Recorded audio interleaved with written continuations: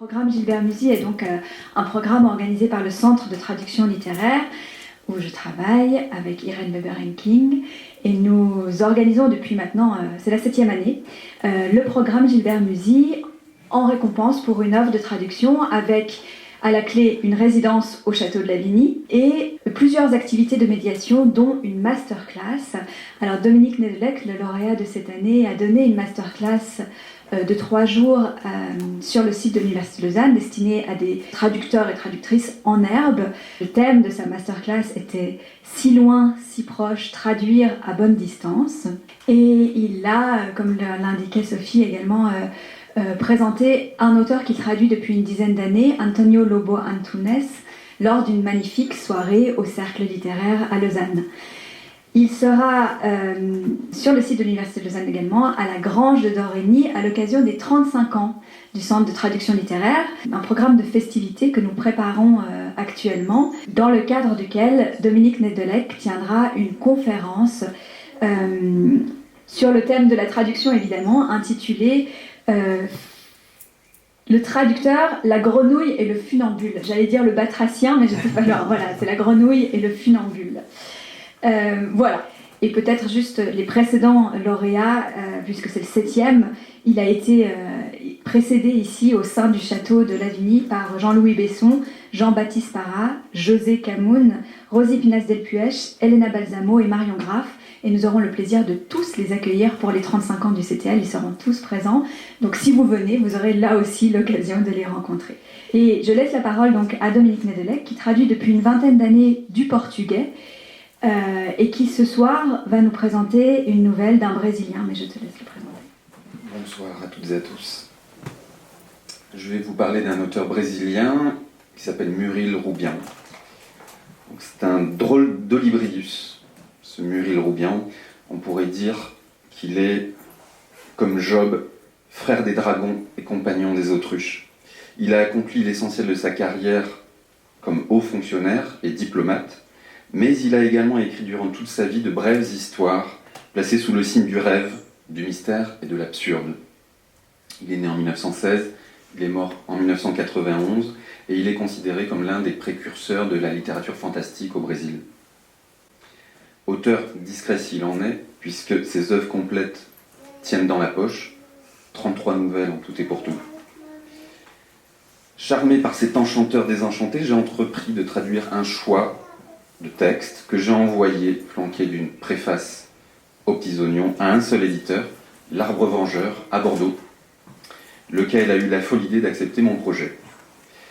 À la ferveur du traducteur et de l'éditeur, le public a répondu par un désintérêt franc et massif, d'où un échec commercial retentissant, mais c'est un détail. Quelques lignes sur l'auteur tirées de ma préface. L'un des grands charmes de l'œuvre de Murilo Rubião tient au contraste qu'il instaure entre d'une part une écriture minutieuse, limpide, classique, pas de tenue tapageuse, plutôt le complet veston, et d'autre part un propos à très haute teneur fantaisiste. La normalité des moyens employés décuple le pouvoir de saisissement. Le saugrenu carabiné, l'improbable hors limite, le cauchemardesque insidieux, débarquent dans la phrase et dans l'histoire avec l'aplomb débonnaire du quotidien, de l'ordinaire. Si bien que nul, pas plus le lecteur que les personnages, ne trouve rien à redire à ces collisions entre éléments réputés incompatibles. L'absurde ayant le champ libre, il s'installe à demeure en 2 temps 3 mouvements, et chacun n'a plus qu'à s'accommoder tant bien que mal des lois qu'il impose. Je vais vous proposer donc la quasi-intégralité d'une de ces nouvelles, qui s'appelle Les Dragons. J'étais obligé de faire des coupes que je vous indiquerai rapidement. Les dragons. Les premiers dragons arrivés dans la ville pâtirent grandement du retard de nos coutumes. Ils reçurent un enseignement bien rudimentaire et leur formation morale se trouva irrémédiablement compromise par les absurdes disputes que provoqua leur installation parmi nous. Peu surent les comprendre, et l'ignorance générale fit que, avant que ne débute leur éducation, l'on se perdit en conjectures contradictoires sur le pays et la race auquel ils pouvaient appartenir. La controverse initiale fut déclenchée par le curé, convaincu que sous des dehors dociles et avenants, ils n'étaient rien d'autre que des émissaires du démon. Il m'interdit d'assurer leur éducation. Il ordonna leur enfermement dans une vieille maison, préalablement exorcisée, où personne n'avait le droit de pénétrer. Quand il reconnut s'être fourvoyé, la polémique avait déjà pris de l'ampleur. Un vieil érudit leur déniait leur qualité de dragon, chose asiatique d'importation européenne. Un lecteur de journaux avec de vagues idées scientifiques et un cursus scolaire interrompu avant la fin du lycée parlait de monstres antédiluviens. Le peuple se signait en mentionnant des mules sans tête, des loups-garous. Seuls les enfants, qui jouaient furtivement avec nos hôtes, savaient que nos compagnons étaient de simples dragons. Mais on ne les écouta point. Je coupe. Lorsque, soustrait à l'abandon dans lequel ils se trouvaient, ils me furent confiés pour être éduqués, je pris la mesure de la responsabilité qui était la mienne. Une majorité d'entre eux avaient contracté des pathologies inconnues et en moururent. 2 survécurent, malheureusement les plus corrompus. Mieux pourvus en malice que leurs frères, ils s'enfuyaient de la grande maison le soir venu pour aller s'adonner à la boisson dans un troquet.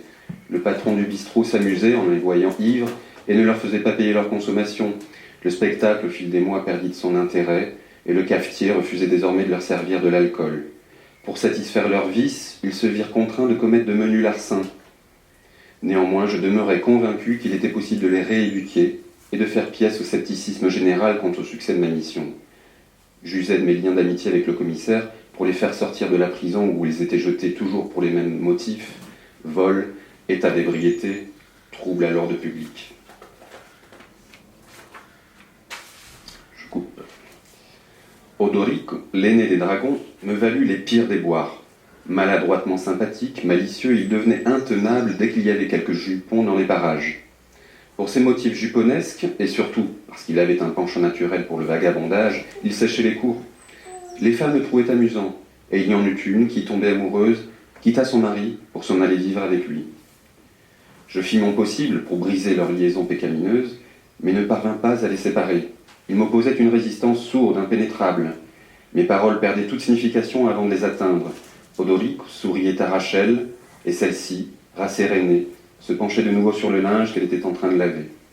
Peu après, on la trouva en pleurs auprès du corps de son amant. On imputa sa mort à une balle perdue, probablement le fait d'un chasseur maladroit, une version que démentait le regard du mari. Après la disparition d'Odoric, ma femme et moi reportâmes toute notre affection sur le dernier des dragons. Nous fîmes de notre mieux pour le remettre sur la bonne voie et parvint non sans effort à l'éloigner de la boisson. Je coupe. Un soir, de retour de la réunion mensuelle avec les parents d'élèves, je trouvais ma femme tourner au boulet. Jouant venait de cracher du feu. Inquiet à mon tour, je compris qu'il avait atteint la majorité. Cette nouveauté, loin de les effrayer, fit encore grandir son capital de sympathie auprès des jeunes filles et jeunes gens de chez nous. Seulement maintenant, Jouan ne restait plus guère à la maison. Il passait son temps entouré de joyeuses bandes lui réclamant de lancer des flammes. L'admiration des uns, les cadeaux et invitations des autres attisaient sa vanité. Aucune fête n'était pleinement réussie sans sa présence. Le curé lui-même requérait son intervention lors de la kermesse en l'honneur du saint patron de la ville. 3 mois avant les grandes crues qui devaient dévaster la commune, un cirque ambulant fit sensation dans la bourgade, nous émerveilla avec ses acrobates téméraires, ses clowns follement amusants, ses lions domptés et un homme qui avalait des braises. Lors d'une des dernières représentations de l'illusionniste, des jeunes gens interrompirent le spectacle à grands cris en frappant dans leurs mains. « On a mieux que ça, on a mieux que ça !» Pensant qu'il s'agissait d'une plaisanterie, le présentateur accepta de relever le défi. Nous ne demandons qu'à voir. Aux grandes dames des membres de la troupe, et sous les applaudissements des spectateurs, Jouan descendit sur la piste et accomplit ses prouesses habituelles en crachant du feu. Dès le lendemain, il recevait plusieurs propositions d'engagement de la part du cirque. Propositions qu'il déclina, car il lui eût été bien difficile de trouver une situation plus prestigieuse que celle dont il jouissait dans la ville. Du reste, il caressait encore l'ambition de se faire élire maire. Mais il n'en fut rien. Quelques jours après le départ des saltimbanques, on constata que Jouan avait fui. On trouva à sa disparition plusieurs explications fort imaginatives. Il se racontait qu'il s'était épris de l'une des trapézistes, spécialement dépêchée pour le séduire, qu'on l'avait initié au jeu de cartes et qu'il avait renoué avec le vice de la boisson. Quelle que soit la raison de son départ, depuis lors, nous avons vu bien des dragons passer sur nos routes. Mais nous avons beau insister, mes élèves et moi, postés à l'entrée de la ville, pour qu'ils restent parmi nous, nous n'avons droit à aucune réponse. Formant de longues files, ils marchent vers d'autres destinations, indifférents à nos appels. Merci.